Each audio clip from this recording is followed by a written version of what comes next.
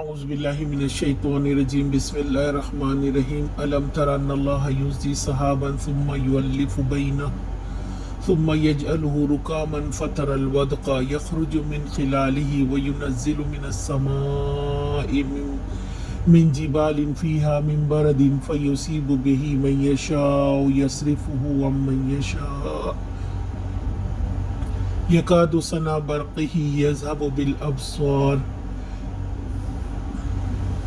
کیا تم دیکھتے نہیں ہو کہ اللہ بادل کو آہستہ آہستہ چلاتا ہے، پھر اس کے ٹکڑوں کو باہم جوڑتا ہے، پھر اسے سمیٹ کر ایک کثیف ابر بنا دیتا ہے، پھر تم دیکھتے ہو کہ اس کے خول میں سے بارش کے قطرے ٹپکتے چلے آتے ہیں اور وہ آسمان سے ان پہاڑوں کی بدولت جو اس میں بلند ہے اولے برساتے ہیں، پھر جسے چاہتا ہے ان کا نقصان پہنچاتا ہے، جسے چاہتا ہے ان سے بچا لیتا ہے۔ اس کی بجلی کی چمک نگاہوں کو خیرہ کر دیتی ہے۔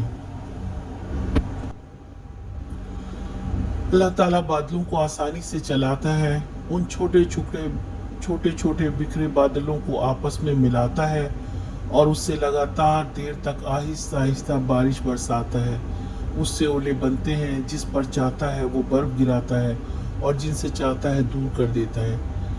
اس کی بجلی کی چمک ایسی تیز ہے جس سے آنکھوں کی روشنی ختم ہو جائے۔ یہ بارش کا برسنا رب کائنات کی طرف سے دعوت ہے۔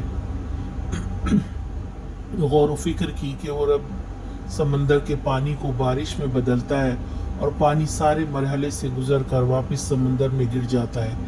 یہ سب اللہ سبحانہ و تعالیٰ کی موجودگی اور اس کی قدرت کاملہ کی طرف غور و فکر کی دعوت کی طرف بلاتے ہیں۔